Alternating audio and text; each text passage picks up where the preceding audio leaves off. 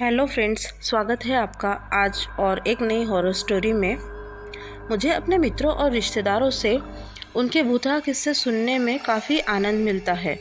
तो आज मैं आपको मेरी चचेरी बहन का डरावना अनुभव बताने जा रही हूँ। उसका नाम जसमीत कौर है और वो मेरी बुआ जी की बेटी है। ये घटना तब की है जब वो कॉलेज में BCA की पढ़ाई कर रही थी। वो उस समय वहाँ के गर्ल्स हॉस्टल में रहा करती थी। परीक्षा से पहले वो और उनकी कुछ सहेलियां लाइब्रेरी में पढ़ाई कर रही थी। पढ़ाई करते हुए रात के 12:30 बज चुके थे। उस लाइब्रेरी में वो केवल 6 लड़कियां ही थी। लाइब्रेरी में सन्नाटा छाया हुआ था। सारा हॉस्टल एकदम शांत था। तभी उनमें से एक लड़की ने कहा कि बस यार, पढ़ पढ़ के अब बोर हो गए हैं, क्यों ना कोई खेल खेला जाए जिसमें दिमाग भी फ्रेश हो जाएगा और नींद भी नहीं आएगी। सब उसकी बात से सहमत हो गए। उनमें से एक लड़की, जिसका नाम पूजा था, वो बोली, चलो हम सब किसी आत्मा को बुलाते हैं और उससे बात करते हैं।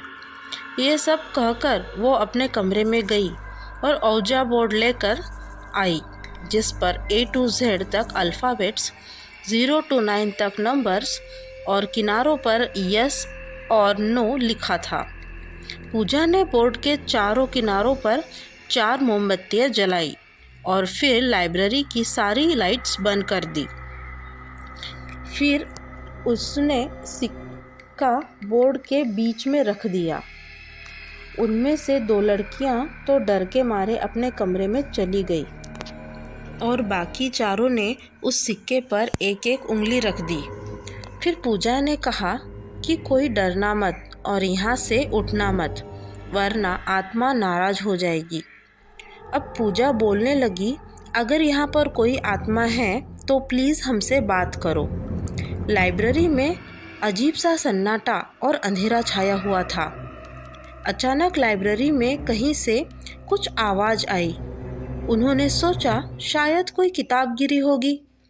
उसी समय सिक्का हिला और जसमीत दीदी ने पूछा, क्या यहाँ पर कोई आत्मा है? तभी छत पर लगा बंद पंखा जोरों से हिलने लगा। सभी लड़कियाँ डर गई, लेकिन पूजा ने कहा कि कोई भी लड़की अकेली मत भागना। ऐसा करने से आत्मा उसे नुकसान पहुँचा सकती है। उसके बाद पूजा ने ऊपर देखते हुए कहा कि अगर कोई आत्मा यहाँ है तो हमसे बात करे। कुछ देर तक सन्नाटा रहा और अचानक सारी मोमबत्तियाँ बुझ गई और लाइब्रेरी से कदमों की ठक ठक की आवाज़ सुनाई देने लगी। सभी लड़कियाँ डर के मारे भाग गई, लेकिन जसमीत दीदी पीछे रह गई और उनसे दरवाज़ा नहीं खुल रहा था। अचानक उन्हें ऐसा लगा कि कोई उन्हें पीछे की तरफ खींच रहा है। वो ज़ोर ज़ोर से रोने और चिल्लाने लगी। उनकी आवाज़ सुनकर हॉस्टल की सारी लड़कियां जाग गई और लाइब्रेरी की तरफ दौड़ी। हॉस्टल वार्डन और सभी लड़कियां ने मिलकर दरवाज़ा खोला और दीदी को बाहर निकाला।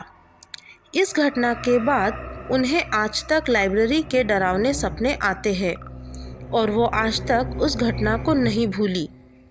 तो दोस्तों, मेरी दीदी के अनुभव को देखकर मुझे ये लगा कि कभी भी किसी आत्मा या प्रेत को परेशान नहीं करना चाहिए। तो आपको आज की ये हॉरर स्टोरी कैसी लगी, प्लीज़ मुझे कमेंट करके ज़रूर बताइए और प्लीज़ मेरे चैनल को सब्सक्राइब कीजिए और वीडियो को लाइक कीजिए। Thank you for watching.